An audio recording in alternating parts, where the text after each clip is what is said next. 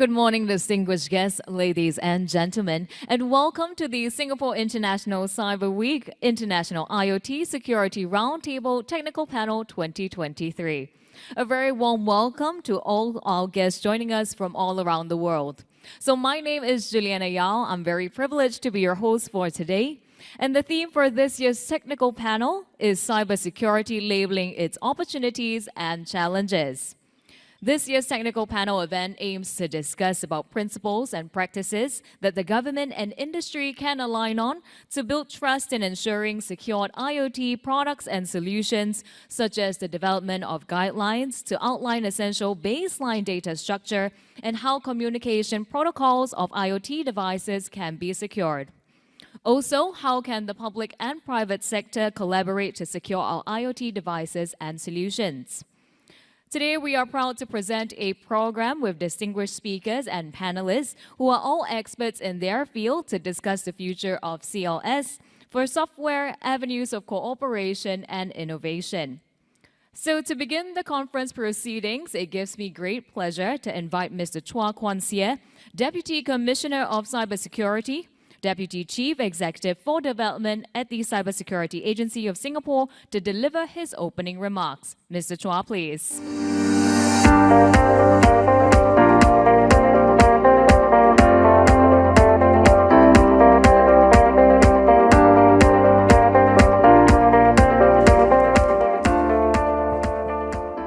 Right. Good morning, esteemed guests, participants, and tech enthusiasts. I hope you had a good rest last night. It's indeed an honor and a pleasure to stand before you today as we open the door to the 2023 Singapore International Cyber Week of IoT Security Roundtable. In this era of remarkable technological evolution, the Internet of Things stands at the forefront of transforming our world, creating smarter homes, connected cities, and innovating industries. Yet, with these advancements come inevitable challenges, particularly in the realm of security. Now, if we take one step back and ponder, what exactly is IoT? It could be your washing machines, household appliances, or even teddy bears, everything just except my watch, which is analog, right? All embedded with network connectivity. Such devices have existed for decades, and for the longest time, manufacturers only need to focus on performance and functionalities. However, as a wave of smart devices gain momentum, many jump on board without considering cybersecurity or the lack of the necessary expertise within the production team to incorporate such security. Consequently, we continue to observe devices shipped with universal default passwords or sending data over unencrypted channels. Navigating the realm of IoT involves a delicate balance between harnessing its extensive potential and ensuring robust security measures. This encompasses not only securing the IoT devices themselves, but also the associated devices such as mobile applications and the foundational security of smartphones supporting such applications. As we traverse this landscape, we also delve into dynamic interplay between the regulatory compliance and the industry. From the supply chain perspective, as discussed, for example, the substantial contributions of components manufacturers and how certification programs like the CSA, CLS, Ready and Security Evaluation Standard for IoT Platform, SESIP in short, can play a pivotal role in fostering the adoption of security best practices by IoT developers. These programs contribute significantly to building a robust framework for the ever-expanding IoT ecosystem. Beyond devices and associated services, we must recognize the pivotal role of IoT data analytics in fortifying our digital realm. The power of analytics extends beyond identifying threats. It's a proactive tool in our security arsenal. By detecting anomalous behaviors and anticipating potential risks, IoT data analytics empowers us to stay one step ahead in the cybersecurity game. As the IoT is a labyrinth of internet-connected systems where a breach at one point could resonate throughout the entire network, this interdependence underscores the pressing need for a united and collaborative approach for IoT security. So in this joint effort, the collaboration of public, government, and private sectors become crucial for success. Government, as the architect for regulatory landscapes, bear the responsibility of defining the baseline for secure IoT devices and incentivize the industry players through policies and support. Striking this delicate balance between the innovation and regulation is no easy feat, demanding a robust framework that not only outlines essential data structures, but also the communication protocols anchoring IoT security. Now, the industry, in turn, must adopt a proactive stance, weaving security measures into the very fabric of IoT development. It is a commitment to design products with security as a guiding principle, embracing stringent software development practices and a commitment to regular updates and patches. In conclusion, the responsibility to secure the Internet of Things transcends not only organizational boundaries, but also extends to the international level, and I'm very happy to have many international colleagues here at the SICW this week. It is also about creating a resilient ecosystem where innovation and security walk hand in hand, echoing across the borders. As we navigate this global landscape, let's remember that our actions today shape the very fabric of the IoT future on the international scale. By aligning our principles, practicing secure development, and fostering collaboration across borders, we ensure the promise of IoT is not only realized, but also safeguarded for future generations. I'm confident that by working together, we can have a more secure IoT ecosystem for everyone. Thank you, and may we have a good discussion ahead.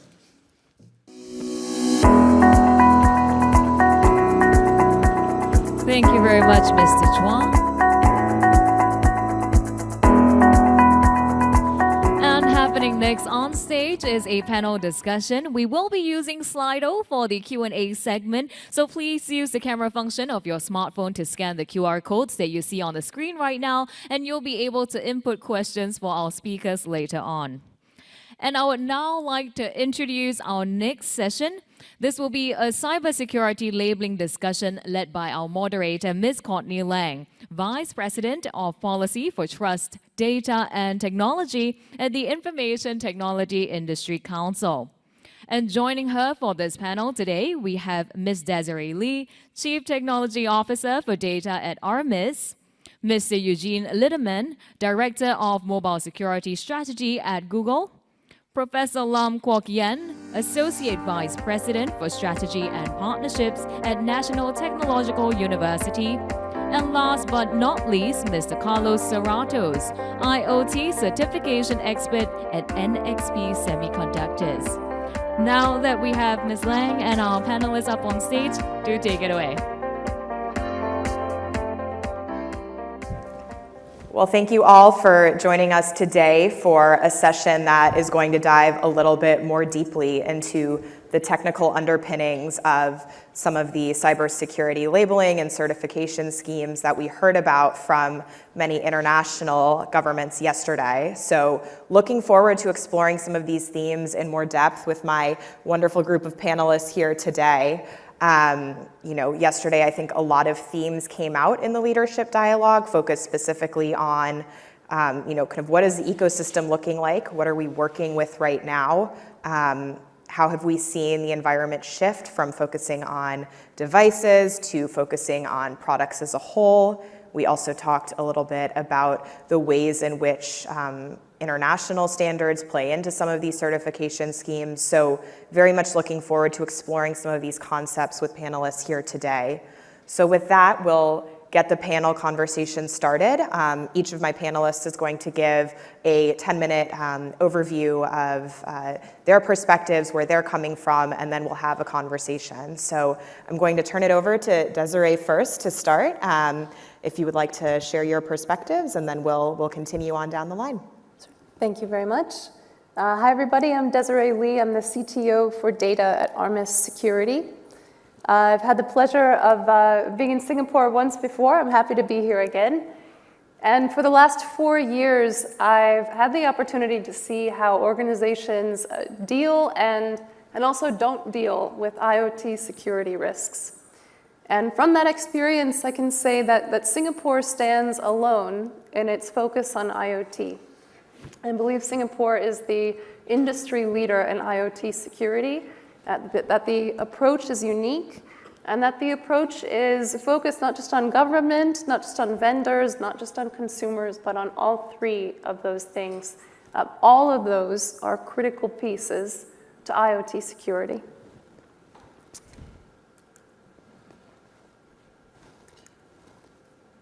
So, IoT has many benefits. I'm sure we're all aware of those benefits, right? We've heard of Industry 4.0. There are sensors that can tell you when your machine is about to fail. IoT is a regular feature in our offices where we have secure conversations. There are many reasons why it's proliferated throughout our environments, but there are problems with IoT, and I think we all understand these problems as well. Namely, that these devices are not built for security. These devices are built to function. They're built to do a certain task, to accomplish, to be part of a certain purpose, and there's no thought typically given to the security at all. Now, I know one example of this is a real estate company that we spoke with around the Log4j time, and they were evaluating IoT devices. They had a program to do this, to see if they were secure enough to go into their smart buildings. And at the end of this project, they had 0 smart buildings because none of the IoT devices passed the test. And this, of course, they had the luxury of just not having a smart building, but if you have a machine shop, if you have factories, you can't just neglect IoT, you can't opt out. It's become critical. And so with that is increased risk. With that are new threats. With that are vulnerabilities that we don't necessarily understand how to deal with because you can't always remediate an IoT device, as I'm sure we all know. And the impact of this is increasing because IoT is being adopted into things like critical infrastructure. If you have a water treatment facility and you have an IoT breach, that's a risk to public health. If you have an electrical plant and something is breached there, it can be an environmental hazard, right? You can start fires. I mean, there are real-world physical impacts to neglecting IoT security. And of course, there are financial losses. There's a story of a major retailer in the United States who got breached through a heating and ventilation system. And attackers are increasingly aware of how to exploit these devices, right? The attackers are thinking about them even if the defenders are not. But thankfully, we can be proactive with IoT security. There are things that we can do to make the situation better. I will say most organizations aren't doing them yet. Most aren't even thinking about IoT yet. They've got problems with their server environments. They're focused entirely on standard security. There are very few organizations that are actually giving IoT the time it's due. And so a few of the things that we can do here, though, when we do start to focus on IoT security, are network segmentation. This is a classic concept, but it's no less applicable to IoT. How do you reduce the failure domain if something happens? And behavioral monitoring of assets as well. This is increasingly available to us with technology like AI, and the nature of IoT devices also makes this possible. So a server or a computer does many different things. It has many different applications. It's hard to see when a computer is doing something wrong. But IoT devices are purpose-built. They have a limited range of intent.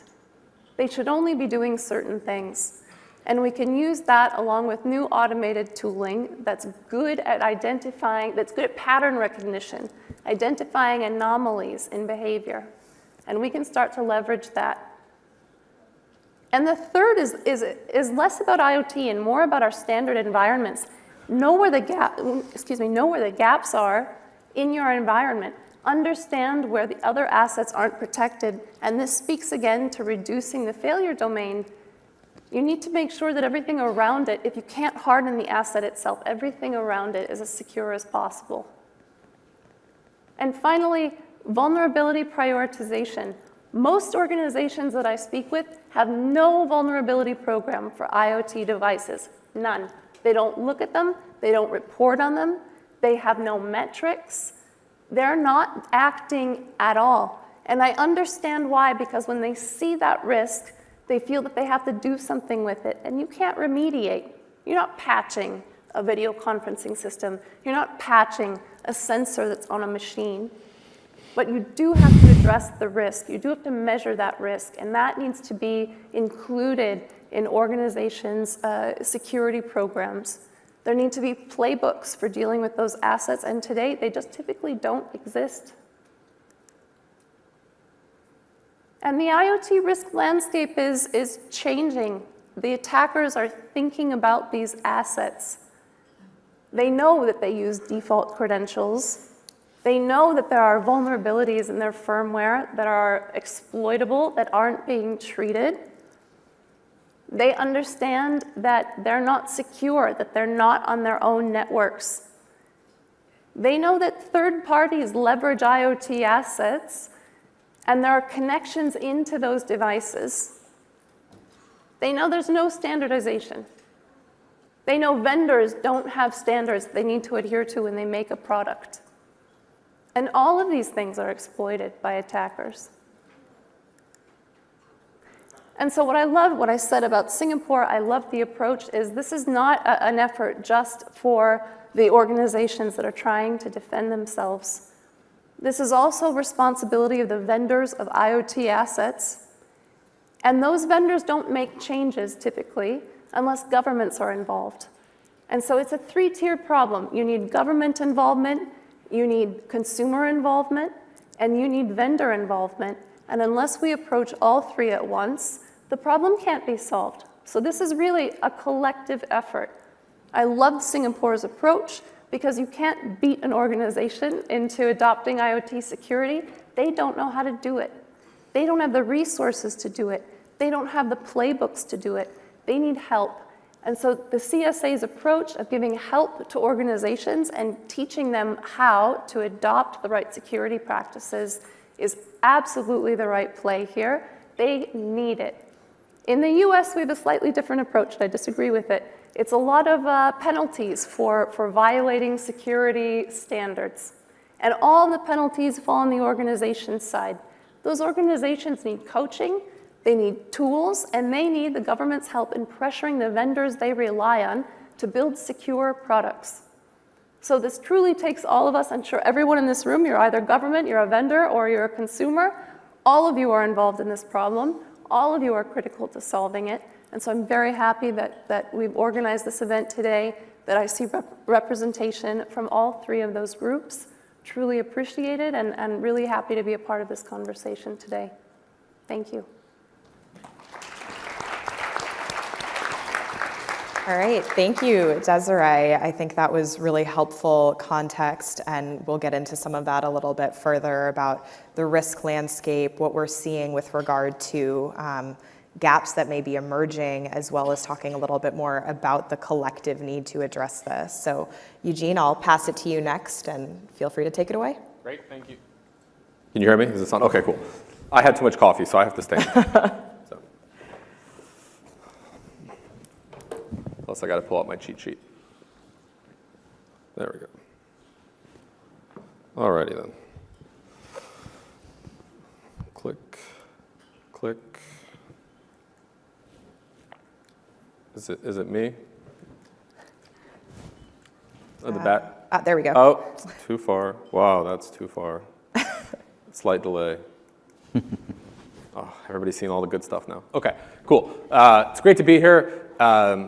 This is my first time at Singapore International Cyber Week. I actually wanted to come last year, and I wasn't able to, unfortunately. But I was so dedicated to the event, I watched it remotely. It's a 12-hour time difference, so I was up till 3 in the morning watching the leadership panel, which was really cool last year. This year, I got to be here, but unfortunately, I'm still adjusting to the time zone, so I still woke up at 3 in the morning today. So nothing has really changed for me.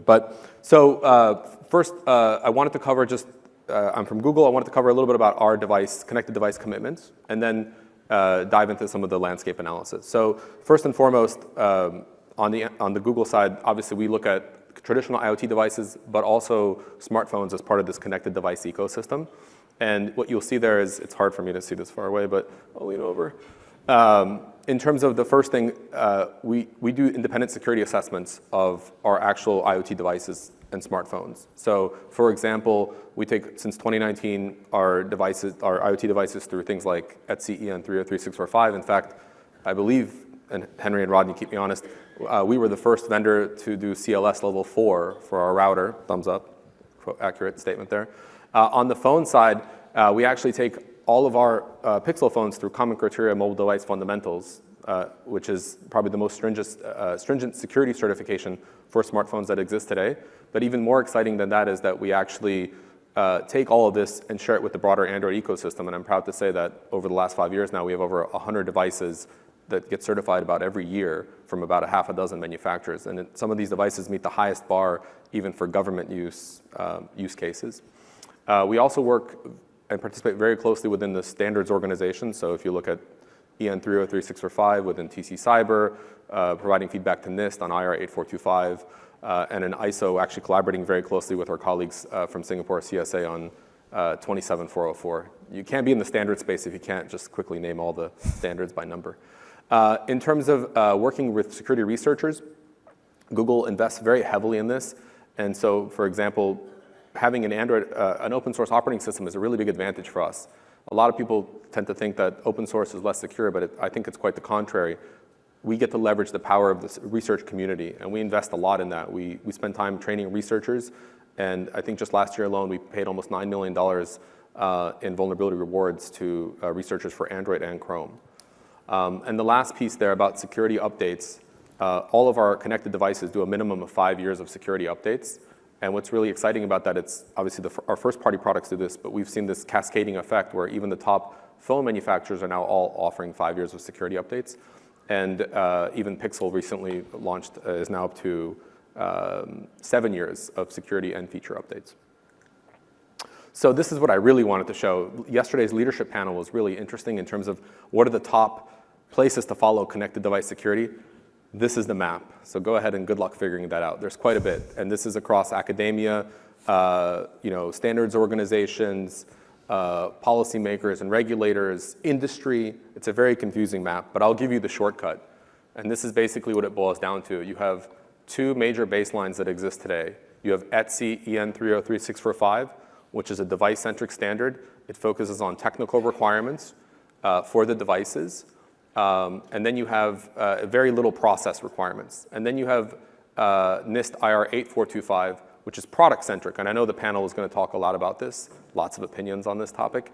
And it's outcomes-driven. It's much higher level. It's really focused on both technical and non-technical, a lot of life cycle requirements. The thing that makes it very disruptive in a modern IoT ecosystem is maybe 10 years ago, you would have one vendor that offered you an app, a cloud service, and a device. Today, it's kind of intermixed. Things like Matter have introduced interoperability where you can use a different app to control your IoT device. So this has become disruptive, and even NIST has recognized the need for doing some form of composition, which I know we're also going to talk about in the panel. I'm probably stealing Carlos's slides as I speak about this right now.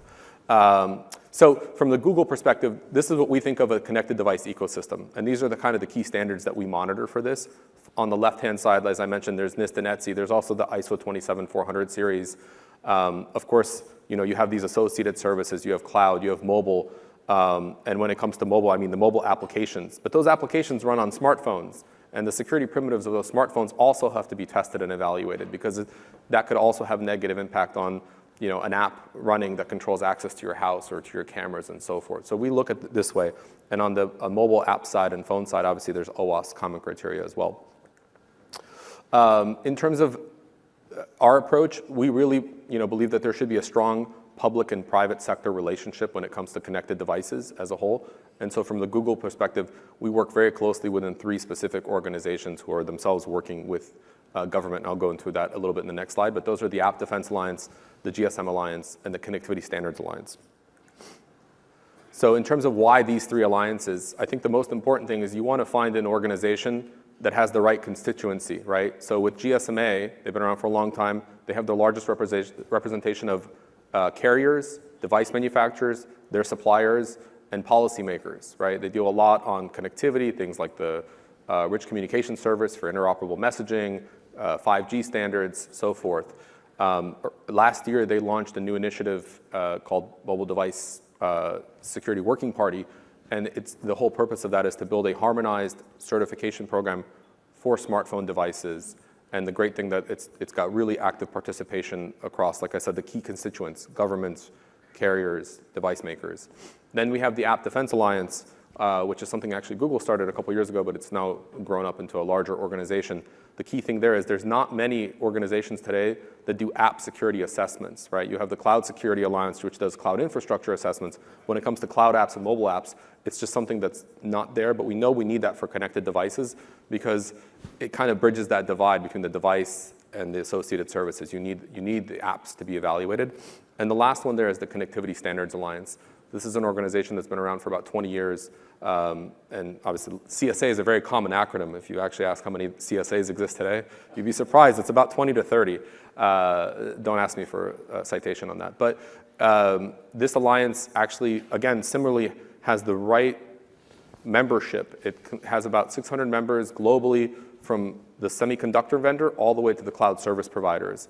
And last year, again, similarly, they also started working on a certification program that actually takes the best of Etsy and the best of NIST, puts it together into a superset of requirements, which then enables a device manufacturer to certify in one place and hopefully through mutual recognition demonstrate conformity across all these different countries' set of regulatory requirements.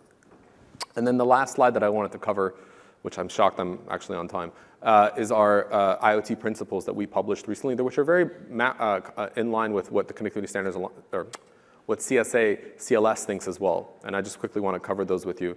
One, we think that printed labels should not imply real-time trust, right? The biggest issue with a label on a box, especially when it comes to cybersecurity, is that it could change at an instant.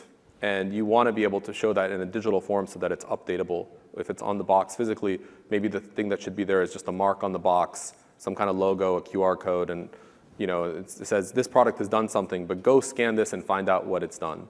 The next thing is labels must reference strong international schemes. As I showed that previous slide that had like 100 things on there, it becomes very confusing when each label from each organization uses a different set of schemes and baseline standards. It's good to harmonize and kind of bridge this together and have a smaller list.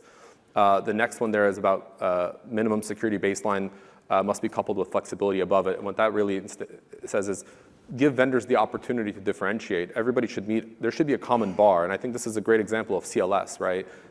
Everybody should be able to meet this bottom bar, but let vendors be able to show that they can go above and beyond. And this also creates the opportunity to keep evolving the requirements, because connected devices evolve at a pretty fast pace. The devices of last year now run, this year they have better processing, they have more capabilities, so that bar continually has to go up. And then obviously transparency is very important. If you look at what consumers do, they go to like feature review and feature comparison websites. You need to have objective data that could be used for transparency purposes, so that as a consumer, to make an informed purchase decision, they need to be able to look and evaluate what fits their need, their price point, but also like understanding what that device provides so they can compare and contrast. And the last one there in terms of security labeling schemes with adoption incentives, if you really want to make this successful, obviously one approach could be mandating it. But other approaches is actually working with digital commerce platforms so that users can just quickly filter. So if you're on a website where you can say, filter based on the CLS label, or you know what, I only want to see the 4-star versions. I think that makes it very easy. The other option is for the ecosystem providers out there, the platform providers, to be able to also mandate it so that if you want to use our platform, you must meet this minimum bar. Or for their vendors, if we want to use this semiconductor vendor, you must meet a certain bar, and this will also drive the quality up. And with that, I will pass it to Carlos. Ooh. Or no, Carlos, sorry. Lamb. All good. Thank you, Eugene. So yes, we'll get into some of the more specific conversations around the standards that you referenced and some of the ways in which they are possibly contradicting each other, or kind of where we're seeing some divergence of approaches and what we can do to potentially address that issue. Professor Yan, we'll go to you next. Right. Now I give a university's perspective from the research angle. Of course, for the past 6-7 years, we've been focusing on the research into enhancing the security of IoT devices and systems. And of course, we do the research not just for academic curiosity, we do the research to solve real-world problems.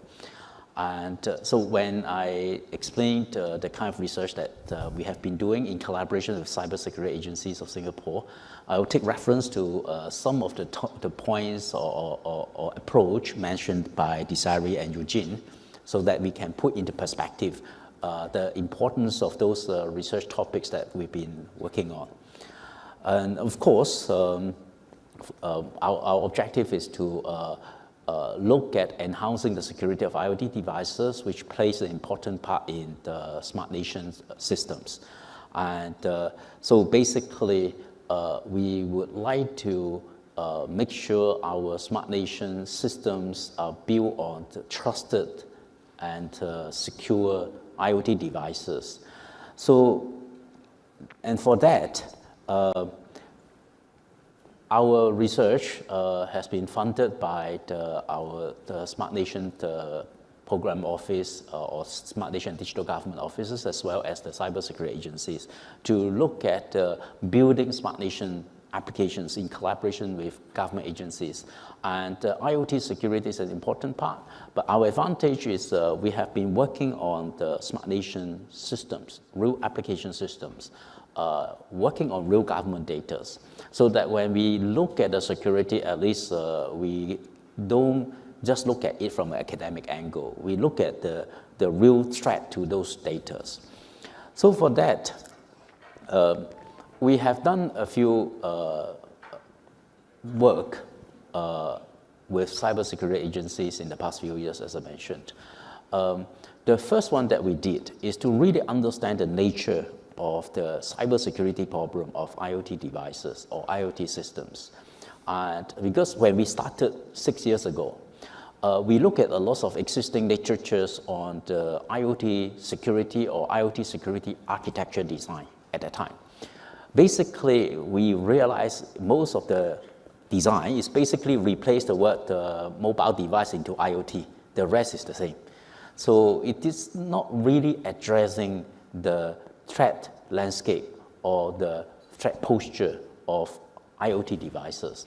So for that, we worked on a project supported by CSA to, first of all, understand the nature and architecture of typical smart nation systems and the role that IoT devices play and how are IoT devices typically deployed, so that we can look at the possible threat and look at how to design a system architectures, including the network architectures. So for that, we came up with a security reference architecture involving, in Desiree's term, the network segmentation, how to look at the risk management from the network segmentation angle. And then after that, we have another project on the doing the IoT threat analytics. So for that, we first look at the behavior monitoring of IoT devices, again borrowed the concept from the Desiree. And then after we have the infrastructures to monitor the behavior of IoT devices, And of course, in the process, we also develop a number of tools to build this behavior monitoring platform. And then we look into analytics and identifying possible vulnerabilities in IoT devices. Again, borrow the IoT cybersecurity hygiene that Desiree mentions. And so for that, we also look at research into behavior analytics of IoT devices, as well as the threat analytics of possible attacks. Then this is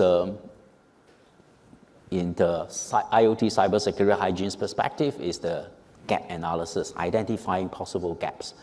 And then the next is to prioritize the vulnerabilities. So for that, and of course, when we look at prioritizing vulnerabilities, cyber threat intelligence is important. So we've been working very closely with cybersecurity agencies in the separate projects on cyber threat intelligence as well. So basically, with our previous work with cybersecurity agencies, we address the approach for network segmentations for IoT systems. We look at the behavior monitoring and the gap analysis, as well as the vulnerability prioritizations. So these are the work that we have done, and is basically explained in the slide here. Some of the things that we did for behavior monitoring, as well as the analytics.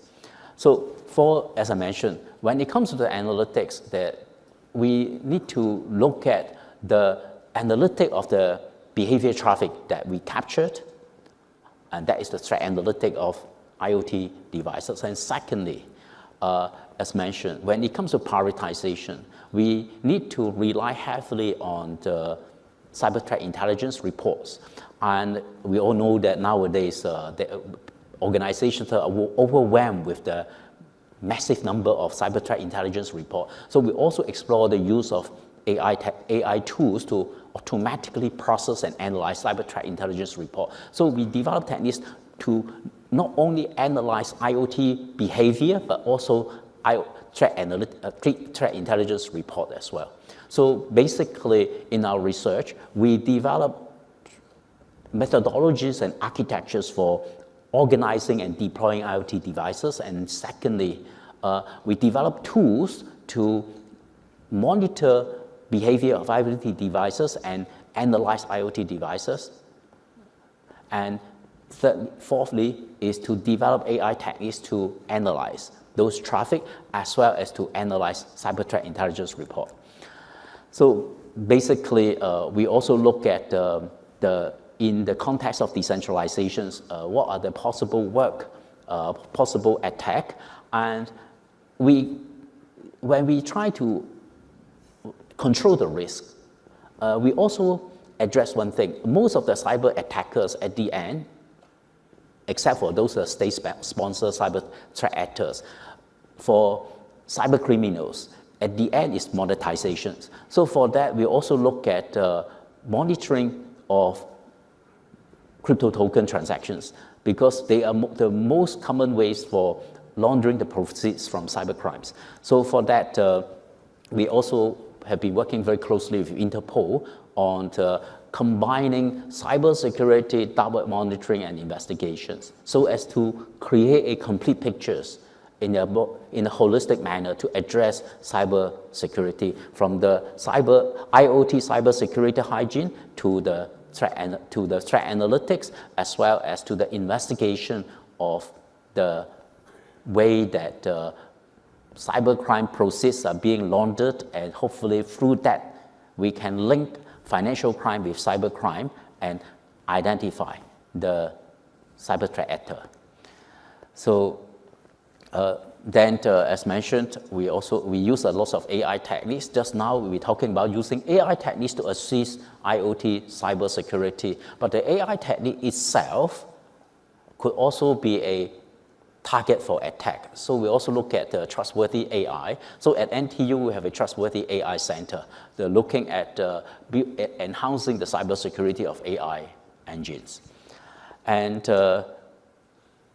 from the angle of assessments that Eugene mentioned earlier, NTU, at our university, we have a center supported by CSA to look at the evaluations and analysis of hardware and software of devices. So for that, we can at least have a better understanding of the possible hardware and software vulnerabilities along the supply chain of IoT devices. And so these are some of the capabilities that the NICE Center at NTU include the sample preparations and imagings, fault injections and side channel attacks, and software analysis of devices as well. So we work very closely with the industry. At NTU, my role is also focusing on strategy and partnership with industry organizations to look at creating impact of our academic research into the real world. So with that, I hope we give you an overview about our R&D focus in the context of IoT cybersecurity. Thank you. Thank you, Professor Yan. Appreciate the overview. Carlos, we'll go to you next to share your perspectives. Over to you. Thank you. Good morning, everyone, and thank you to the authorities of Singapore for the invitation. It's great to be here. Carlos Serratos, I'm working for NXP Semiconductors, so I represent the view of the semiconductors. And you know, when we talk about IoT devices, when we talk about connected devices, everything that has connectivity has a chip inside. So you can say that we are everywhere. Semiconductors are everywhere. So that's why we look at that. And in my role as a security expert, certification expert, I look into the developments on consumer, automotive, medical, and industrial from a cybersecurity compliance perspective. And this is just a different version of the mapping from Eugene. I'm not saying my map is better than yours, Eugene, but I was doing this exercise, and I couldn't go far enough because there is much more. This is just a small sample of what is happening out there in the market. And if you want, to some degree, this is one of the things that has been keeping me awake for the past few years. I picture myself as a manufacturer. I'm thinking, how do I navigate this? How do I bring my product into different markets? How do I comply with so many regulations? Some of them are voluntary, some of them are mandatory. Some of them cover different aspects of security and privacy and maybe other things. But I will argue, I'm an engineer, and I know there are a lot of engineers in this room. And as an engineer, you think, okay, that's a nice problem to tackle. Okay, how do we tackle this problem? How can we approach this issue of fragmentation and all those different requirements? And yesterday was the panel about policy, so we're not going to talk about policy. We don't try to solve this from a policy perspective. This is the technical panel, so we talk about this problem from an engineering perspective. How do we solve this problem? And one of the things we have done, I will argue, there must be something in common, right? So they cannot be that different. So can you imagine, from the audience, do you have any idea what do they have in common? Let me give you a tip, some ideas. So actually, yesterday we were talking about IoT. Somebody said we don't talk about IoT anymore, right? So let's say we call them connected devices. So what do they have in common, all those policies and regulations with regards to the security of connected devices? Anybody? One of those common requirements is you need to have secure communications. That's given in all of them. And like that, you will find there are a lot of common requirements across all of them. You have encryption, you have many other requirements that you can summarize. And one of the examples, what I wanted to give today is a couple of examples of how the industry is taking initiatives, driving those initiatives, trying to solve this problem from both angles. In one hand, as I say, to reduce the fragmentation. On the other hand, also to create an ecosystem where we can have more security, secure products, and visibility of that security capability. So the consumer, the industry, the governments can benefit from that. And one of those examples is the developments on the Connectivity Standard Alliance that Eugene mentioned today. So the Product Security Working Group has been working on harmonizing the security technical and non-technical requirements from all those different frameworks. And I have to say Singapore has been instrumental on that, because while we were looking into standards like the NIST 8425 and the 303645, even, for example, the 303645 is the most widely adopted standard worldwide for consumer IoT devices. The fact is that the Singapore scheme is a living scheme. It's an operational scheme. It's much more than just a technical requirement. And we took a lot of good practices from that scheme. We have very close communication with the authorities of Singapore, with Henry and his team, developing the CSA program, because that serves as a reference on how this should operate in real life. So we look into those best practices. We work on how can we provide something that offers the possibility for manufacturers to carry a security assessment once and prove that they have the security requirements as required by different policies. Now, this approach has taken some interesting twists, like Eugene mentioned before, because you have different views about how to tackle the security of products. And of course, you can look into the product as something that needs to be secure, but you can also look into the product as a component of a system. And it's through that security of the individual components, the application, the backend services, the device, that you secure the system. So composition is one of those ideas that we use and we applied in those different programs. We have taken this to a different level, a different kind of composition.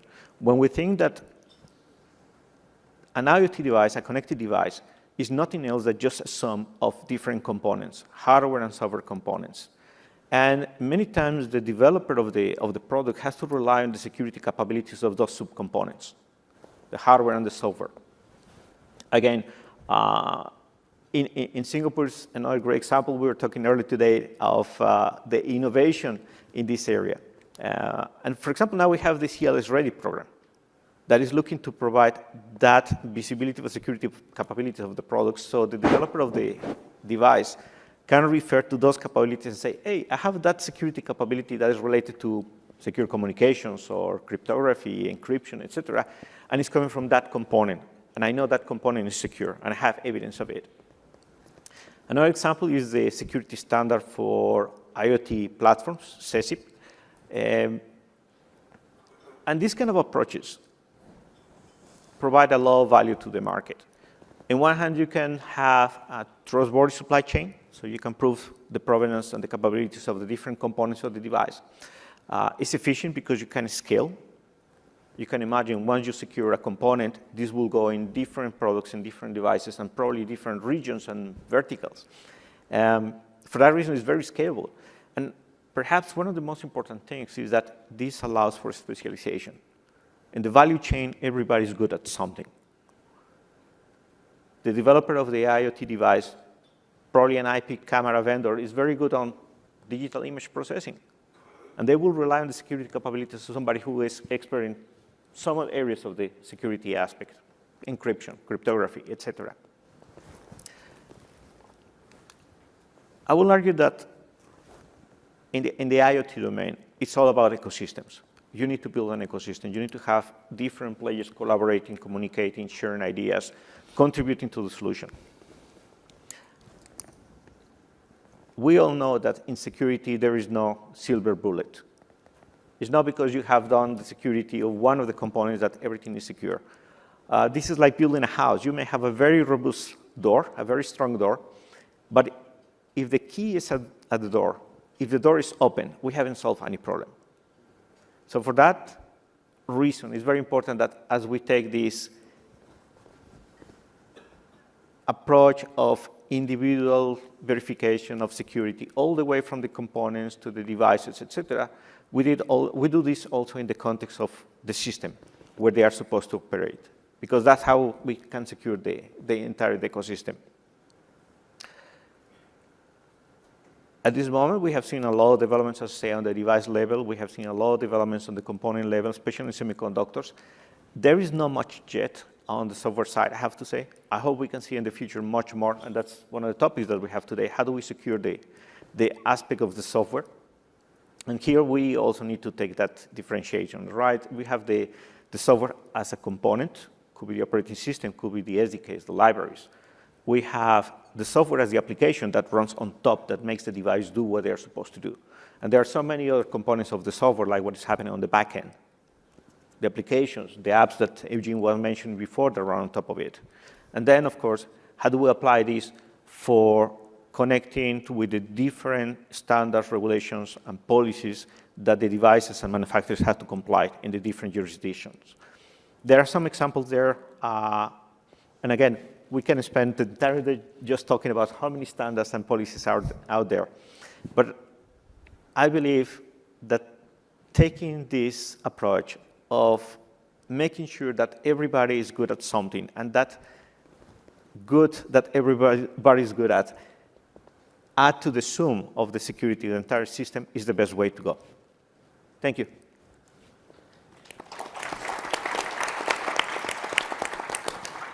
All right. Well, thank you all for the brief overview and giving your perspective on kind of where things are at in the IoT security ecosystem. I think, maybe a good place to start is just to take a step back, and I would love to hear from you all more broadly about your perspectives on some of the existing IoT security certification and labeling schemes, and really understand your perspective on how they're currently performing and how effective they've been in practice at actually improving IoT security. And if they have been, why is that? And if they haven't been, what are some of the gaps or areas that we're seeing as being potentially challenging or that need to be addressed in order for them to be effective moving forward? And I think yesterday we heard a little bit about informing consumers and consumer awareness. And so as a part of that, has there been an effective push at actually informing consumers? So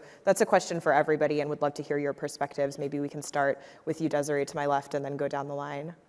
Sure, I think that there are lots of useful standards in development and some that are actually in use. The problem that I see is that those standards apply to devices that are highly regulated or ubiquitous. So one example is mobile phones.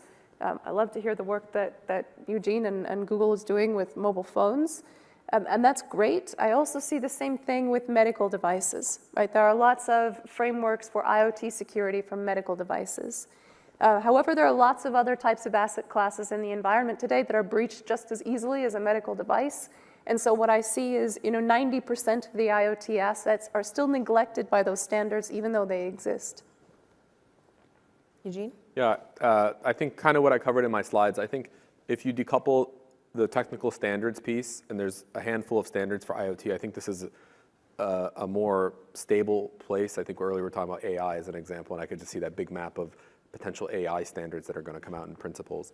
So I think from the standards perspective, we're pretty aligned. The thing that we're still not aligned on, and I credit the Singapore government, the CSA folks, on trying to do this in an ISO standard on multi-level labeling, is that what I worry about is different countries coming up with different labels that mean different things, and we live in a global economy, and the biggest issue that we may run into is it's kind of like an arms race of labels where somebody's going to say, well, the CE mark is the best label, or the new Spanish label is the best label, and it just ends up confusing everybody. So I think that, just like we're having the conversation of harmonization on standards, we kind of need to have that framework for labels. And again, recognition agreements make a lot of sense, because as long as you can map things, and as Carlos kind of said, this is what we're doing on the technical level, so we're working really hard to map those things. I think there still needs to be conversations on the policy level to have those as well, and still finding the right forum to do those.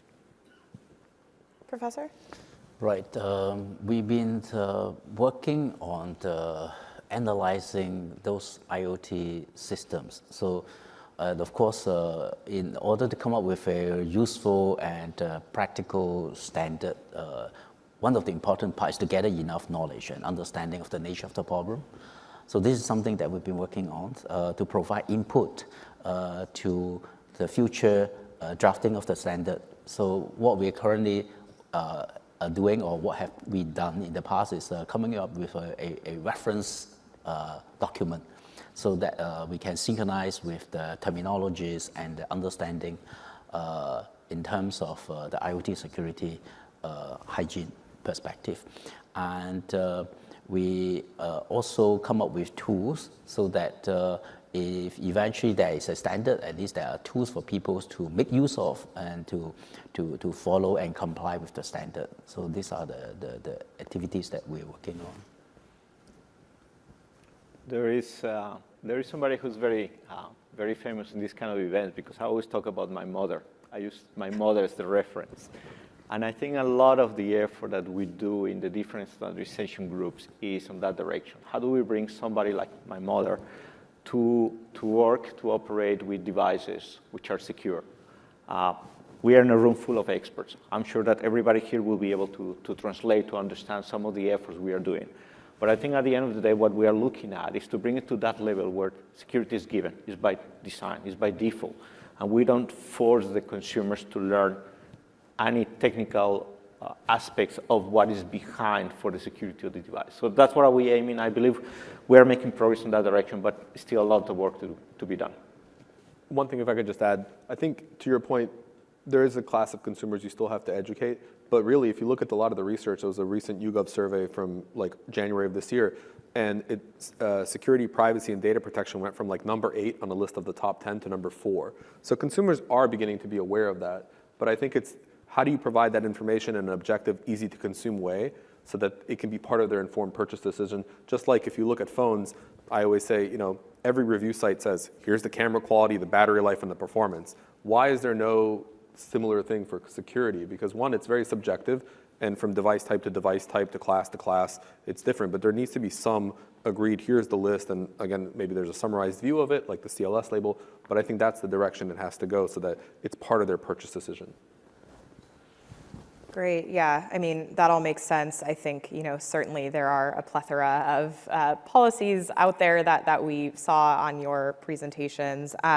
Just building on the prior question, Desiree, you talked a little bit about the risk landscape and some of the different areas that we are seeing with regard to IoT devices, be that with regard to third-party risk, long life cycle, and perhaps not, necessarily patching or not being able to patch certain devices. I'm curious, as you are seeing the landscape evolve, certainly there are new things also coming to the fore. Are there risks that are not being adequately addressed by current schemes that we need to be thinking about? Are there things that are missing, or interested in your perspective on kind of how that is evolving? Yes, I think so, and I know we're probably all tired of hearing about Log4j, but it's so relevant to IoT because when that happened, there was a huge amount of risk in IoT assets, and it was unquantifiable, unidentifiable risk. The reason for that is because these consumer-based IoT devices don't even know the code that they're using. They're using third-party code. Right? They're cheaply designed assets. They're using code libraries that are open source. They don't know what's in those open source code libraries. The vendors themselves couldn't publish whether or not they were vulnerable because they themselves are not even sure. And so I think there's like a software bill of materials component here that is overlooked at the moment. That's a huge problem in IoT devices because, again, you can't treat risk you can't measure, and there was no way to measure it. There's still today no way to measure it. When the next Log4j happens, it's very, very hard to determine which assets are vulnerable. And so I think that is a critical piece of regulation, and again, not just for medical devices, not just for critical manufacturing assets, but for the ways that people actually get breached, which doesn't have to be in a regulated site. It can be through any consumer IoT asset that isn't just used in a house, it's used by a business. And so how, when this happens next time, are we going to identify where we're actually vulnerable and treat it? Right now, I don't know the answer to that question. Yeah, that's helpful, and certainly I think one of the areas that is coming to the fore in this conversation, and we'll get into the product device conversation a little bit, but more generally is this notion of software security. Certainly in the United States, there was an executive order that was signed 2 years ago aimed at improving the nation's cybersecurity, and a big component of that was software security. Similarly, we are seeing in the European Union and the Cyber Resilience Act to focus not only on the security of hardware, but also on software itself. And so I'm curious for folks on the panel, how should we be thinking about software security in the context of some of these schemes more generally? You know, historically they have focused somewhat more specifically on the devices themselves, but it seems like there is right now appetite to either address software security as a part of those schemes or in relation to those schemes. So I'm interested in your thoughts on how we best capture some of the software security risks. And I know you mentioned software bills of material, but you know, are there things that we should be looking to build into some of the international baselines related to bills of material, related to transparency around vulnerabilities that maybe aren't there right now? Maybe Carlos, we can start with you and then go from there. Thanks. When it comes to software bill of materials, like I said before, there is no silver bullet, right? So we need to be careful how we approach this, because there is a lot of value to have the ability to identify the different components, the different software components. And indeed, if there is a vulnerability that is affecting that software component, to map to all the different products who are using that software component.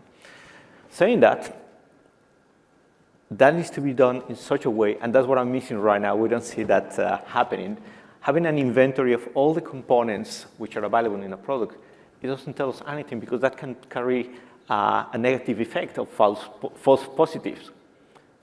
You know, as a software, you may have too many different interfaces, and then maybe the product is not using that particular interface. And yet, because it's listed, it will give us this false positive. A lot of work needs to be done in that direction. I think it's great that we're working in that direction, but we need to do it in such a way that we don't generate an additional problem by trying to solve this problem of the bill of material that we are creating with that.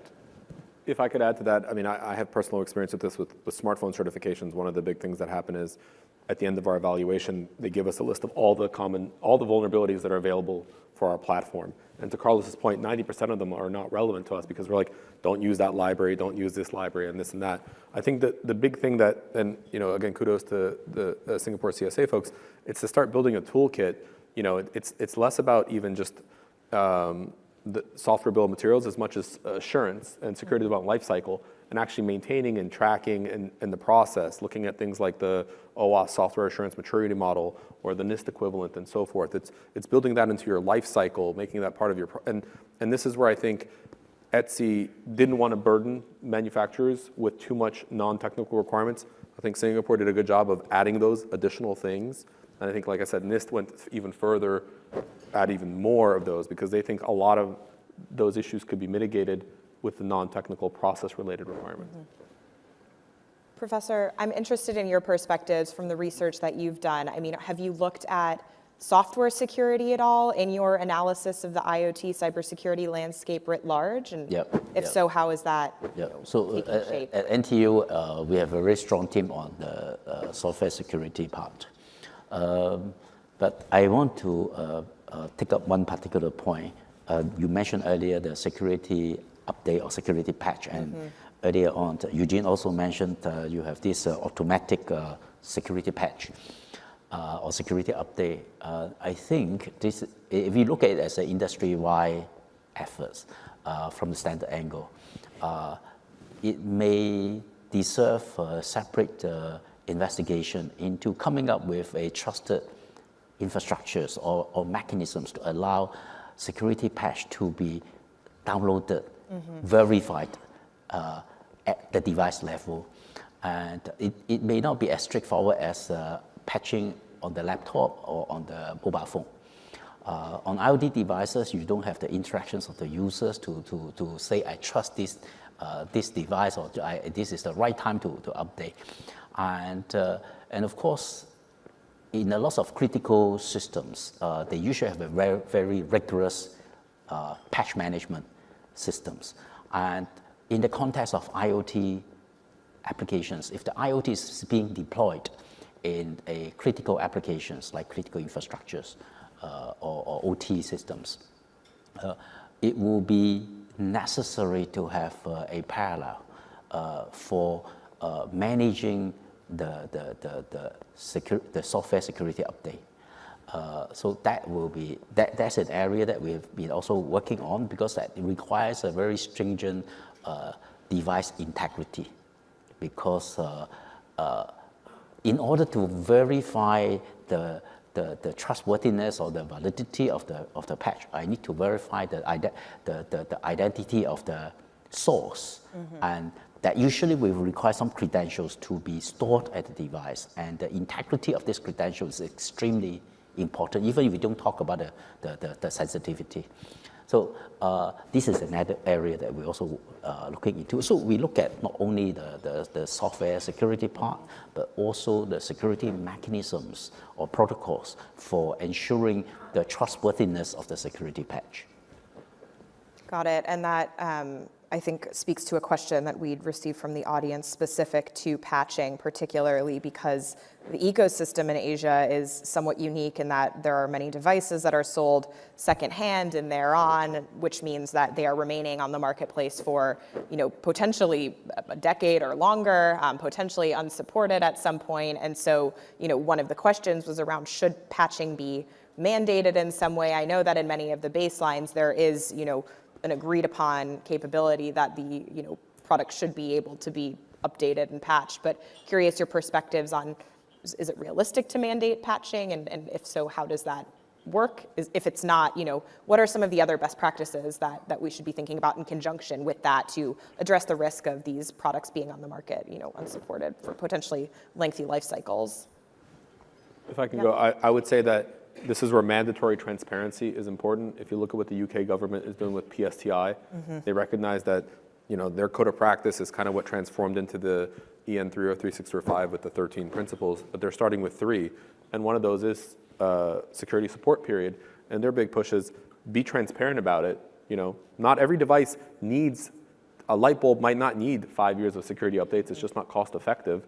A router might, and so each product, it's very hard to define that on a product category basis, but just starting with mandatory transparency can go a long way because, again, a consumer can make an informed decision based on what their needs are and at their price point. So oftentimes on the smartphone side, we'll survey consumers and, there's regulation that says you must have, eco-sustainability, whatever number of years.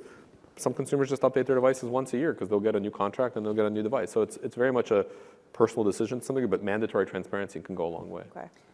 And I think it's important to not answer that question in a blanket way, right? If you try to say yes, we need to patch all IoT devices, I mean, good luck, right? There's not a team to do it. There's not a method to do it. Good luck. But if you're running a water treatment facility, if you're part of critical infrastructure, if you have hospitals, then there's an opportunity to regulate patching IoT devices, and we should take it. And the role that government plays in that is helping institutions develop programs to do that.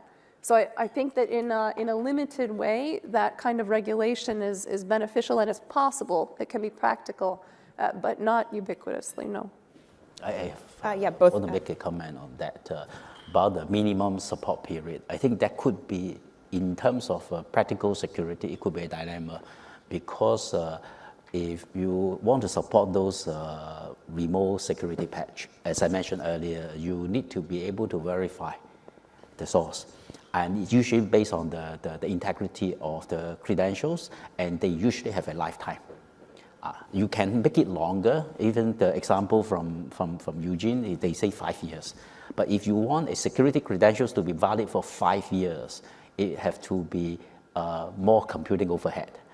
Whether you want to bear with the overhead now at a IoT device, and if you want to have lower overhead, then you will have a shorter period. But beyond that, you may not want to trust the patch. And actually, on this, one of the things we learn is that, like you said, it's good to know where the product is going, how it's going to be used, for how long it's going to be used, etc. And that just reflects that it's not just the patching and the vulnerability management. It's many features of the product needs to be based on a good understanding how the product is going to be used, where it's going to be used. As a matter of fact, the risk assessment, the risk analysis is key for all those decisions. We don't see that much, have to say that, but this is something that is also reflected, and I think that's one thing we should also emphasize.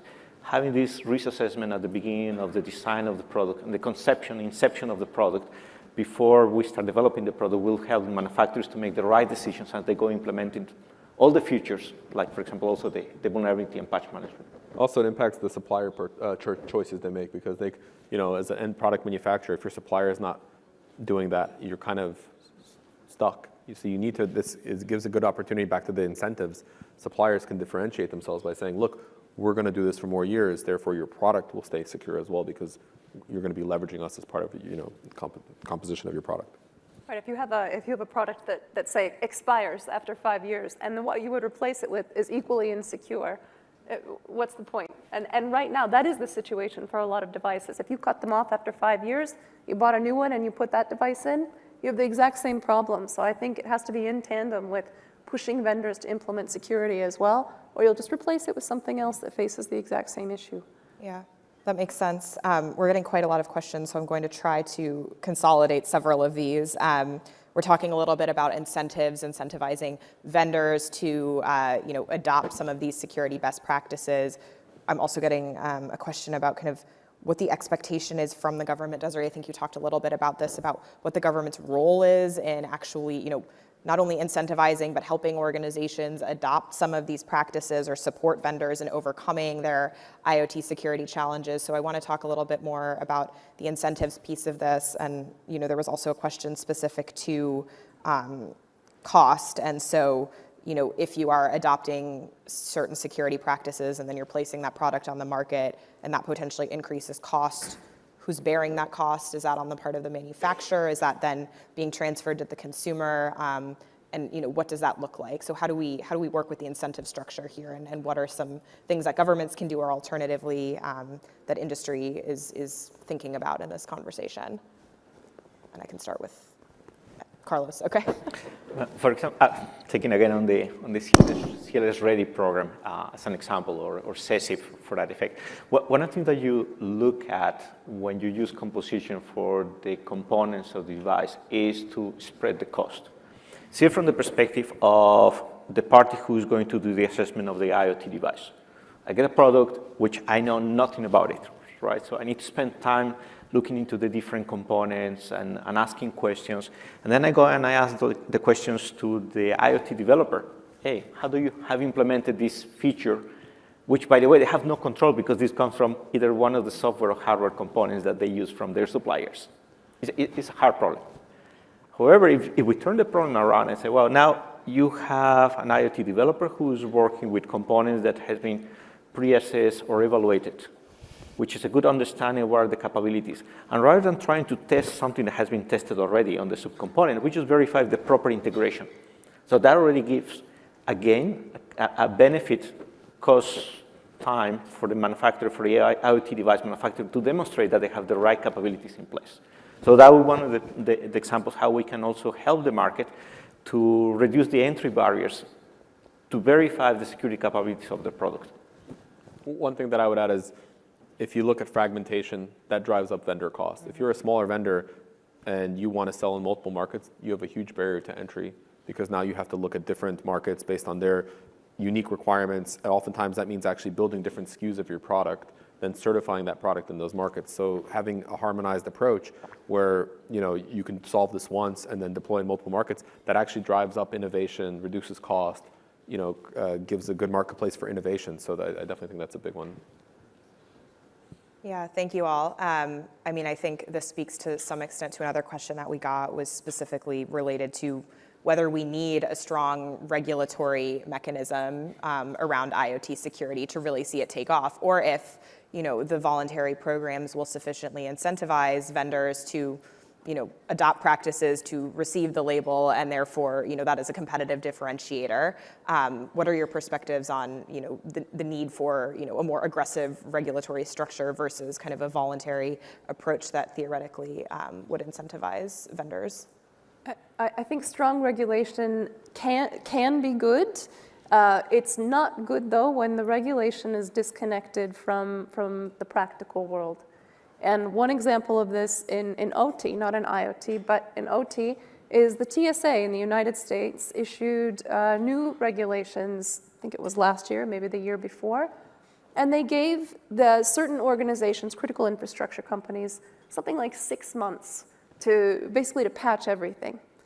And it was completely disconnected from reality, because if you talk to the security department at any one of these companies, they say, I have legacy devices I can't remove, I can't replace them, What am I supposed to spend $5 million to go replace all of these? And who and how? I have no means to do it. And so when you have a regulatory body that's acting like that, and it's all just stick, no carrot. There's no incentive except to avoid a fine or to avoid getting in trouble with the government. That's a problem. That's not good regulation. That was disconnected from reality. And so I think if you've got a regulatory program that's actually connected to reality, that meets the organizations where they're at, and more importantly, helps provide what they're missing, how and who, they can't answer those questions. Even if they're well-intentioned, they can't answer those questions. So how is the government going to help in implementing that regulation? I think that's a question that has to be asked before you start creating a rigid structure. If you ask that question, great, there's absolutely a role for regulation. To add to that, I think I would start with mandatory transparency. Again, I think the UK government's doing a good job with PSTI. Maybe they should expand that, not just to 3, but listen, you don't meet something, just say you don't meet it, but let people know. And I agree with Desiree, for certain verticals, especially when it comes to enterprise or for government use, definitely they can crank up the regulation for that, because obviously that has much more severe impact potentially, critical infrastructure, government data, access to government data. So, I mean, I don't think there's a one-size-fits-all. Yeah, makes sense. I mean, I think that gets back to some of the considerations around risk and kind of what and how the device is being used in different domains, and really looking at, what is the impact if something goes wrong. So,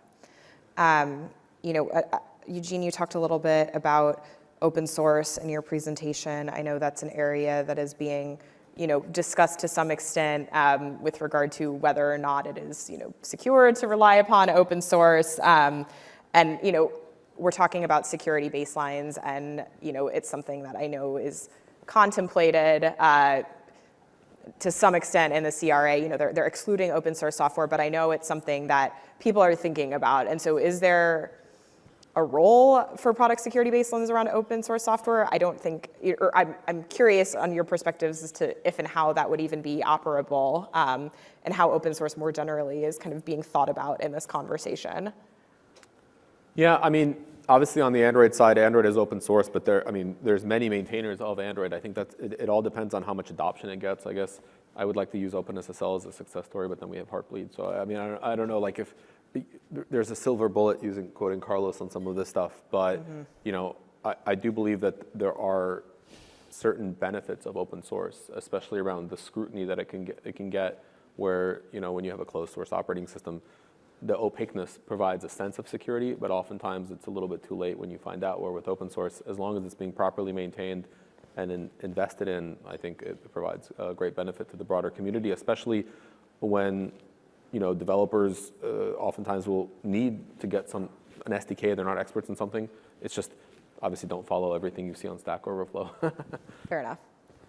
Any other thoughts on that from the panel? Yeah, I think open source is good. The question is how much can we trust open source? And I've been discussing with people from industry as well as other researchers in Europe. I think the consensus is it will be a collective efforts to put together resources to test those open source software, so that people who download it from one particular location, at least they feel can be trusted. Yeah, so more effort needs to be done. Okay. One thing that I think, like, verifiable security is like a theme that we think about for that. Like, open source doesn't always follow a standards-based approach. People will just say, well, we'll do it differently. But like, if you can build something that follows a standard, get it verified. I mean, OpenSSL did that with FIPS is a good example, and obviously that's why it's so heavily used even by various government projects. Yeah, makes sense. Another interesting area we're seeing emerge in some of the more technical ongoing conversations is this notion of an IoT device versus an IoT product. And so I wanted to unpack that a little bit more. I know, for example, in the US, as we're thinking about the cyber trust mark, there is some, discussion around whether it should cover IoT devices or IoT products. And similarly, in the CRA, we're covering products with digital elements. And so, what are your thoughts on policy and regulatory efforts in this space? Should it focus on the IoT device? Should it focus on the IoT product? What is the difference between these two definitions? And is this something that we should be looking at weaving into international standards more explicitly? I know, Carlos, you have some thoughts about that, Eugene as well, but interested in everyone on the panel providing some thought on that. You first, sir. Well, we have been talking to Etsy, to Nice. We have continuous conversations, and you see that they're complementary visions. I want to see it that way. They are not contradictory. They are complementary visions.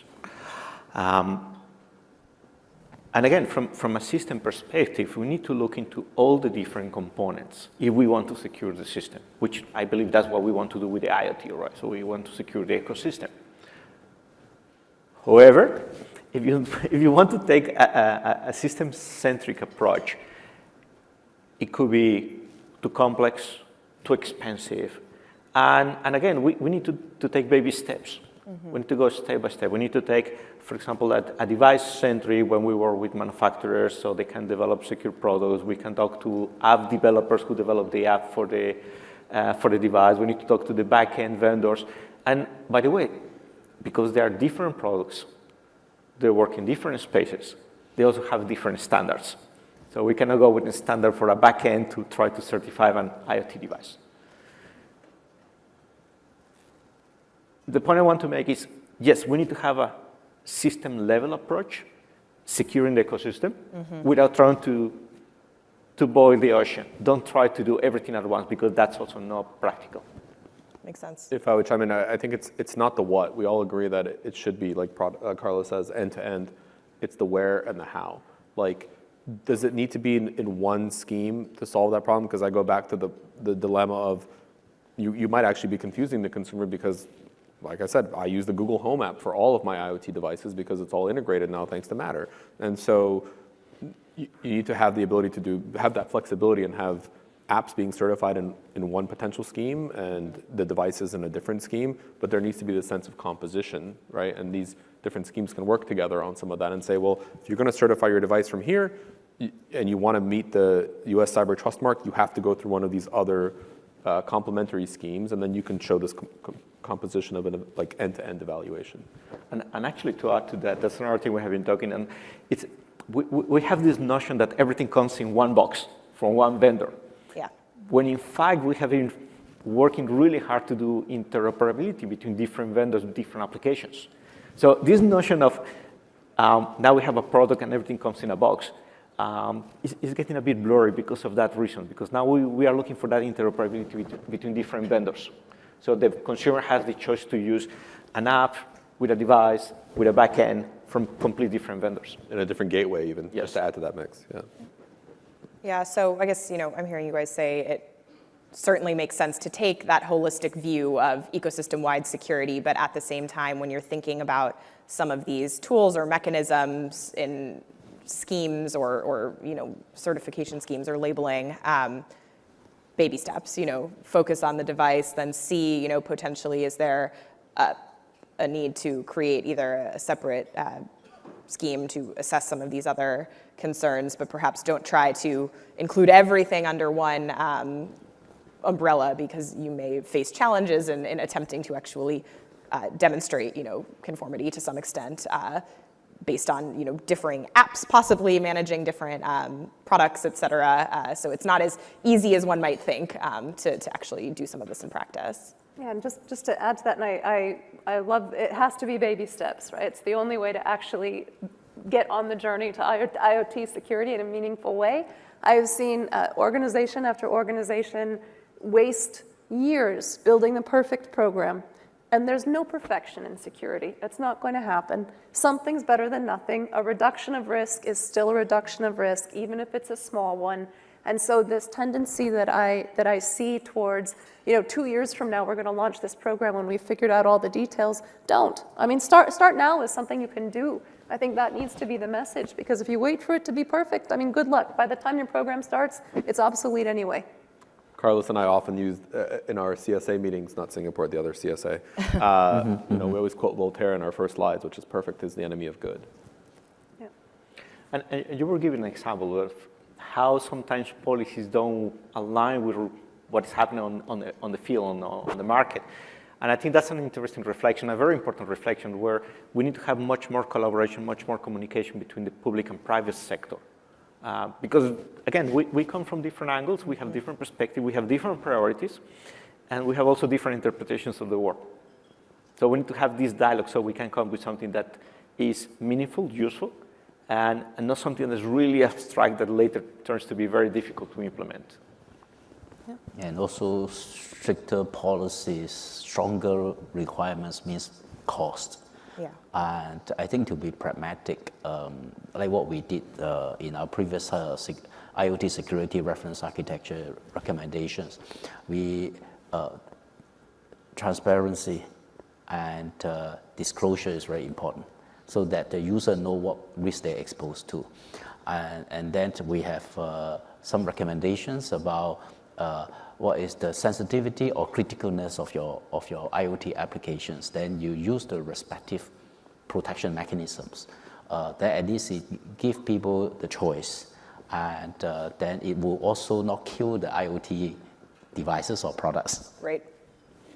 Makes sense. One of the questions that we got was, an audience member is curious about kind of the consumer home IoT products, and those are used for various purposes, and there's some interest in learning a little bit more about some of the specific controls in technical schemes that we're seeing related to privacy, and what are some of the things that manufacturers are doing, and certainly how are they translating that to home users in order to protect or respect user privacy? There is an intersection between privacy and security, of course, but at the same time, we also need to recognize they live in different domains, because we cannot solve all the privacy concerns through technical measures. I think that's very important to establish first. But if you look only from the technical perspective, clearly we have the three fundamental factors we are looking from a security perspective for privacy is encryption, of course, securing the data at rest, and securing the data in transit. So that's our three fundamental concerns from a security perspective. Just to add, I think if you look at the existing, again, the major two baselines, ETSI and NIST, NIST would like to say, I'm paraphrasing what they would say, but they would say privacy is implied. It's implicit because, as what Carlos just said, you're obviously protecting user privacy when you're encrypting their data. You're able to wipe the data and so forth. ETSI takes a little bit further in Section 6, right? There's actual privacy requirements. They talk about telemetry data and disclosure to the user, and they reference GDPR. And so, but I also think that the next aspect, and this actually goes to labeling, and I'm curious, our CLS colleagues have considered, a lot of people are beginning to think, do we start creating a privacy label on top of security? What about what type of data is collected? How much of data is that collected? What kind of sensors these devices have? I think Ann Neuberger yesterday mentioned the Carnegie Mellon research on this, right? Because they call it a security label, but I would actually refer to that as a privacy label. And is that going to change how consumers purchase their devices? I mean, when we start talking about, the security label, then possibly a privacy label, I mean, do we run the risk of having information overwhelm? Is there too much information being provided to the consumer at some point? I mean, how do you walk the line between, obviously providing an appropriate amount of transparency while simultaneously not kind of overwhelming the consumer with information? Is there a way in which we think about doing that so that, things are appropriately articulated, but not to the extent where, the consumer is looking at the product being like, what does all of this even mean? I'm dying to go, but I want to be okay. And others. Yes, does anyone else want to start? But I don't have a solution to that. I have an answer to that, but I agree with you. The risk now is that we are going to end up with something that looks like the power supplies, with all those different logos that at the end you don't know what is the meaning of them. That would be the biggest risk. Yeah. Okay, so we've done a lot of research on this topic, actually.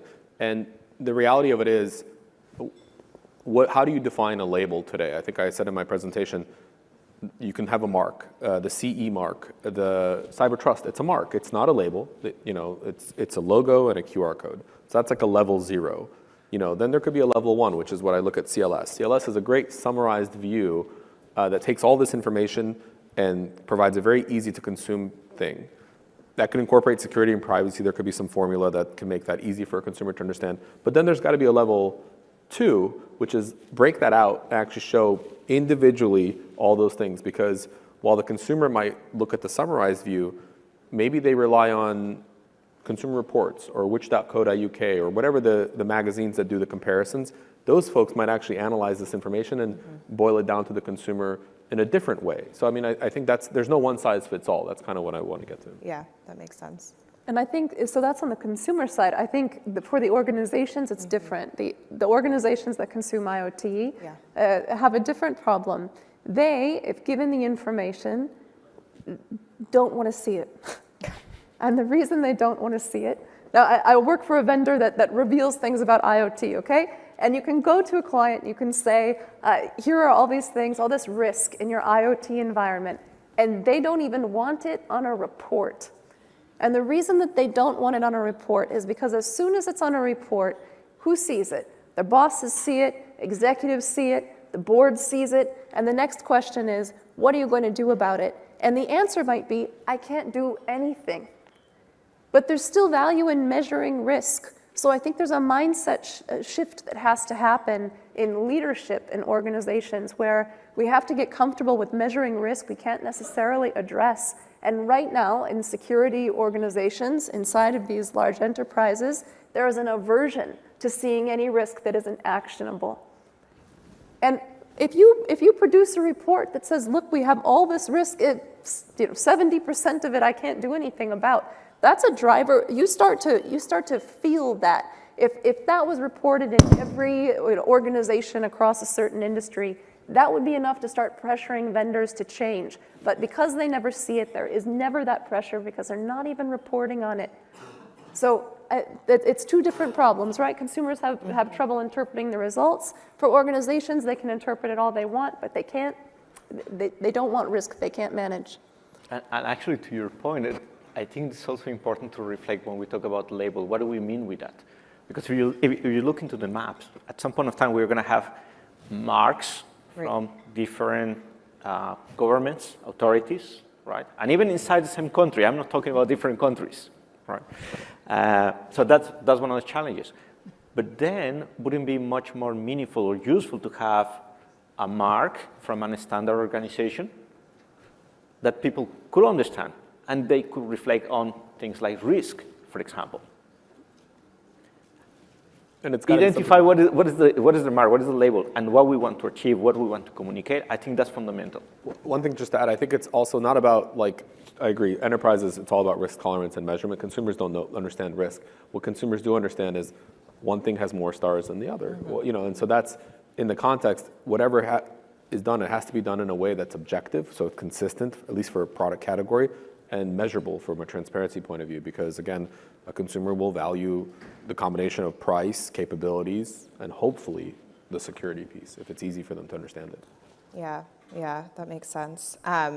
Carlos, I wanted to circle back on something we had talked a little bit about in the device versus product conversation. And I wanted to ask a little bit more about component parts. And one of the things that I think is, again, kind of coming out in the conversation that we're seeing in the CRA is, whether security baseline should also apply to component parts. And maybe one of the challenges there is, can you apply certain security baselines if a component part is being integrated into another part of the product and maybe the component doesn't have functionality on its own? How should we be thinking about security baselines for components and then integrating those components into, other products? What does that look like? That's a great question, and actually they're having a lot of conversation with the European Commission with regards to that subject, because although the CRA is a great concept, in practice, a component is very different from an end device. Mm-hmm. For example, a general purpose microcontroller is called general purpose for that reason, because it may end up in different applications. I'm an engineer, and if I have something that says, don't use it for this application, it's almost an invitation. I'm sure I can make it work. So, and on top of it, individual components, doesn't matter if it's a hardware component or software component, if they're subcomponent, they're subcomponents because they do a sub-function of what the end device will do. Mm-hmm. Having a baseline is harder there, because then again, we're just representing a small part of what the product will do. My favorite example is authentication. Authentication is one of those things that is very difficult to articulate on the subcomponents because that's on the application layer. So having a baseline is a hard problem. It makes much more sense to have visibility of what security capabilities have that subcomponent. What is the robustness? What are the good at? Going back to the risk, right? So you want to know, okay, this is good for this use case. Maybe I shouldn't be using it for that use case. And that will reflect in addressing questions like, are you using state-of-the-art technology? Where state-of-the-art is not the greatest or the latest, but the right fit for purpose. That should be the right approach. Okay, I'm a computer scientist. We always work on things called modularization and abstractions. If you want to go deep, you can go deeper and deeper and deeper. It will never end. And so maybe one of the efforts is to study what will be a reasonable level of granularity that we look at, and so that at least we provide the right level of assurance at those levels, that we feel confident of the security or the trustworthiness of the device. Yeah, that makes sense. And Carlos, I just wanted to ask one additional question. I think I heard both you and Eugene mention composition earlier. Can you talk a little bit more about composition and what that means and how that kind of folds into this conversation around the component and subcomponent functionality and kind of how that is reflected potentially across different schemes? In the way I envision composition, I see this as Lego blocks. Okay. So we have different blocks, different parts. The semiconductors, the libraries, the SDKs, operating system, etc. And they have different shapes. And they have to connect with each other. And there needs to be a good composition, a good integration between those different components. And we can have, like in the Lego, small bags with different platforms that when they come together, you end up having the product. And you have the instructions in the box that tells you not just how to connect the blocks, but also how to connect the different platforms. So at the end, you have a functioning device. Composition is about that. Composition is about having those components, identifying what they do, how do they connect them, and integrate it in such a way that you have a functioning, secure device at the end.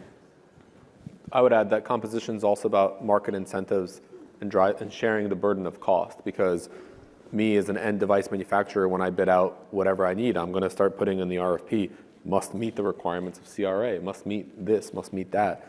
And they can demonstrate that by going through something like CESIP. And similarly for the apps and the cloud services. So it creates an ability, and also, by the way, it leads to faster certification, because if these are like pre-ready components that meet the requirements, at the end evaluations, like, all right, I have evidence for this, I have evidence for this, okay, there's maybe this little piece I have to still test, I'm good to go. Because the other thing that's really important about certifications is, especially consumer products, you don't want to, like common criteria evaluations, 12 to 18 months it takes to go through that. The consumer device lifespan is not even that. So like you don't want to get a product certified a year after it launches. That's just counterintuitive. You want something that's agile and flexible to certify at the launch of your product. And actually one more thing on that is that all the composition from a technical perspective and cost perspective is important. Another reason why is in the CRA is because you want to secure your supply chain. Right. And I think that's something that we also are looking at. Talking about granularity, yes, there needs to be a good balance, right? So because we can go really deep into all the different subcomponents. Hopefully we don't get to that point, but at the same time we need to have that visibility of the supply chain. So we need to be able to identify, talking about the software bill of material, we need to identify all those different components so we can address vulnerabilities or incidents when they are implemented in different products. Related to software bill of materials, we got a question specific to how developers are identifying product vulnerabilities in an SBOM, and curious about binary analysis scan results and whether there might be false positives, or wondering if you guys can speak a little bit to software bills of materials and how those need to be linked to perhaps VEX or other vulnerability information in order for them to actually be actionable. Yeah, I mean, I completely see the problem, right? Because teams already have a lot to respond to, and anything that increases false positives is a waste of time and resources that they don't have much of. However, I think it's a mandatory first step for being able to, in the event of, again, like a critical vulnerability, to be able to say, here's a set of devices that might be vulnerable. Now, that's not saying that they for sure are, right? It's not guaranteed. But even identifying just that set to focus on would be a step in the right direction. So if we're talking about baby steps, it's imperfect, but I think it's a necessary component. Well, Any other thoughts? to add to the complexities that we don't have enough standards, maybe the other way around, we have too many standards. Though we haven't agreed how do we approach this in a way that we can also communicate. And that's another risk that we have right now, that we may have different standards, different databases, different ways to address the information and vulnerabilities that we cannot share with each other because of those different standards. Yeah, that's certainly a challenge that I think we'll see, come to fruition even as we move forward with some of these bills of material and other types of efforts. I think, another general question for the panel is, more broadly, I think there's interest in the audience and just your perspective on overall best practice for securing, the IoT device. What are some things that manufacturers can do at, maybe a high level to ensure that they are producing or putting on the market devices that have security built in? Happy to start with anybody. I mean, I could start with, I think some of the standards organizations, well, obviously, the Singapore CSA is offering, talk about a toolkit that they're trying to publish. I think Etsy has done something with the TR. Do you remember, Carlos, what the TR is? 103... 701? No, 701 is the TS. There's a 645. 103, 645, there's a technical recommendation. It's basically the inverse of, the test spec, which is, this is what you should be doing. GSMA has provided guidance. I think there's actually a lot of guidance documents out there that exist today. But I think, as Desiree kind of said, I'll paraphrase, there should be some crawl, walk, run. And not everybody's going to meet the highest bar tomorrow. Right. Having some baby steps to start would be a great first action. And we could be talking about many best practices. So we have, for example, cryptography and secure communications, etc. But if we take it to a much more fundamental level, risk analysis, vulnerability analysis, helping manufacturers to understand the risk so they can come with the right countermeasures to mitigate that risk. I will argue that's one of the basic fundamentals that we need to address as best practices. And I think that's one side of it. So I mean, there are three components, right? It's government, it's the organizations or the consumers themselves, and then it's the vendors. And that's the vendor side of it. I think on the organization side, there need to be some basics of an IoT security program in place, and there usually aren't. There's not anything. I mean, 90% of the organizations we talk to, nothing. Again, they don't look at it. They're not segmenting. They couldn't tell you where the IoT assets are in the environment, and so there's a piece there. And then on the government side, I think the CSA story where they offered a scanner to secure websites, right? Free tool. Anyone can use it. You can get an understanding of the state of your risk today. That kind of a program has to go hand in hand because there's a third piece of this, and that government, that helpful government presence, not just this regulatory stick that you're getting beaten with, but a government that's there in the problem with you and can provide some toolings or provide a risk assessment or help you on that path. I think that's just as important as the device manufacturer bit, because the reality is the IoT assets that were made before vendors started thinking about security are going to be in our networks for the next 10 years, 15 years. We've got technical debt, so you've got to deal with the technical debt too, and that's on the organization side and the governmental side, not the manufacturer. And of course, when we talk about incentives, we think of safe harbor, we think about some other kind of probably financial incentives, but there are things like education, there are things like academy working, developing tools that have helped small businesses to address security when we know already that that's not their main focus or their expertise. Not because they don't want, it's just because, again, they are working in a different domain, focus on what they're good at, developing products for that specific kind of applications. I think, another question that's come up is around, Desiree, you mentioned kind of the enterprise environment and information being provided in an enterprise environment versus, kind of providing information to the consumer. And one of the audience questions is specific to, if you're labeling a product for a consumer, should you label the product in the same way for an enterprise, or is there a different set of information that should be communicated to an enterprise? Would a label work in the same way? Because I think what they're thinking is, enterprises sometimes use consumer IoT devices, and so is that sufficient, or is there a different kind of set of information that maybe should be provided? I mean, I think in an ideal world, right, if we have the vision of IoT security, it's much more involved than a star rating. However, I think a star rating would actually help enterprises too, because it's a shortcut to understanding risk. And they don't understand IoT devices. They don't know what they're supposed to be doing. They don't understand, what security looks like. And so I think that they can use that help too. And later, if they decide, there's a better way to label, there's more information that they need for the security program, great. But I think in the same vein as baby steps, that would help. Just to add, I think it's having that multi-level labeling schema. It's a mouthful, but the star label, I agree, that helps a little bit. But the more detailed, at the end of the day, what the vendor can meet and how they can prove it applies to consumers and to enterprises. The level of detail will definitely be different, because an enterprise might say, you know what, I want to filter out only devices that have 7 years of updates, and a summarized label might not give you that granular ability to filter. So the multi-level schema would really solve for a lot of that. But I do also think that the bar is going to be much higher. Oftentimes we always talk about, you take a consumer scheme, you might have to just create another level altogether, because even the highest level for a consumer product might not be good enough for government use. Mm-hmm. Yeah. Well, we need to walk away from this idea that the critical infrastructure is behind a bunker. Mm-hmm. Today, critical infrastructure is decentralized. Is the solar panel in our houses? Is the medical measuring device that we carry with us? Is the coffee machine or the smart television that is installed on the power plant? We need to understand that there is no base security. So we need to have security, we need to have visibility, so the business, the industry, make the right choices, selecting the right products for specific use cases. Yeah.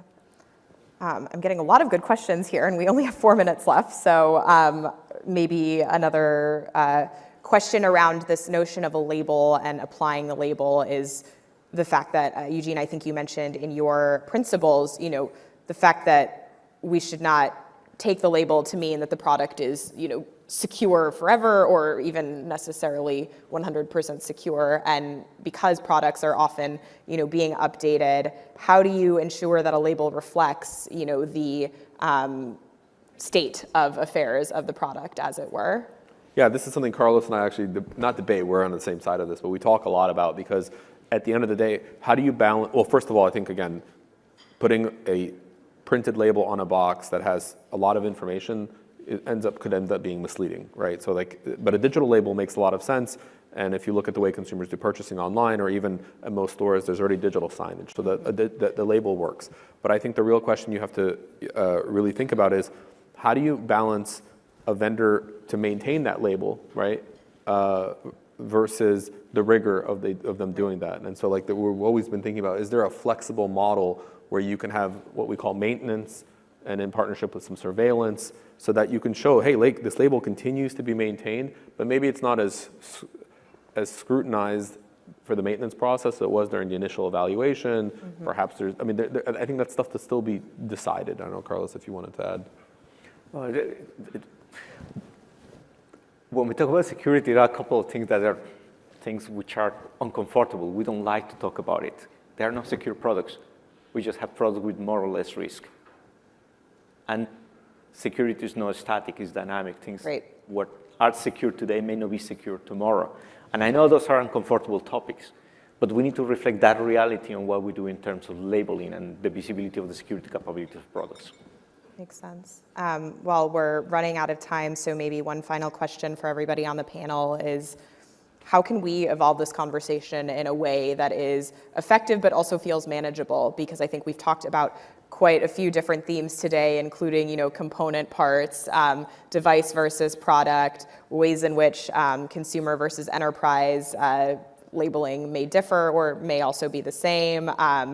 There's a lot of themes wrapped up in this, so curious about how you think we can move this conversation forward in a productive way. Professor, maybe I'll start with you, and then we can go from there.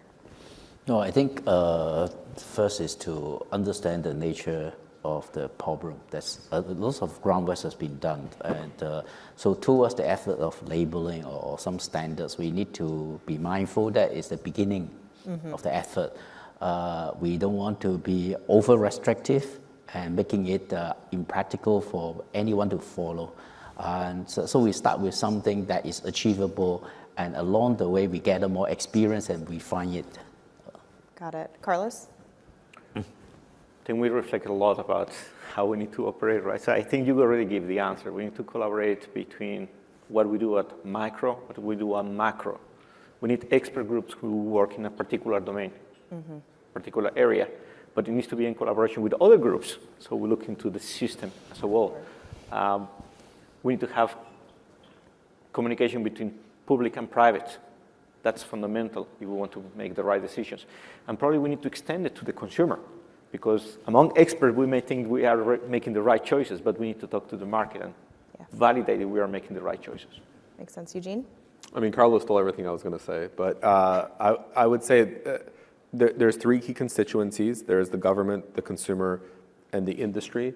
And it's just, this, as Carlos said earlier, this is a technical panel. I think we have all the technical answers, but we need the other two stakeholders to be participating with us to really help solve this problem. Makes sense. Desiree? And for me, I think it's two parts. I think one is this idea of labeling, because I think there needs to be a shortcut to understanding IoT security. And the second piece of that is then reporting on that risk and being comfortable with reporting on risk that might not be actionable today. Because there's still value in understanding the scope of a problem. And from a national security perspective too, there's unseen risk out there that we can't measure in our critical infrastructure, in hospitals, in power plants, because we're just not looking at it. And the combination of actually reporting on it and having a labeling system that's accurate, I think those two together make a big difference, because again, understanding the scope of a problem applies pressure to solve it, and we need that pressure. Yeah. All right, well, thank you all for those remarks. I think, we've had a really engaging discussion today about several different things that I think we can all continue to work together to address and advance. So really appreciate your time. Thank you to everyone in the audience for being here, and thank you again to CSA for inviting all of us to participate in Singapore International Cyber Week. So with that, I'll close the panel. Thank you all. Thank you. Thank you very much, Ms. Lang, as well as our panelists. I'd like to invite all of you to kindly remain on stage, actually to head on forward right to the middle. And I would like to take this chance to invite our opening remarks speaker, Mr. Chua, to join the group on stage as well for a group photograph, please.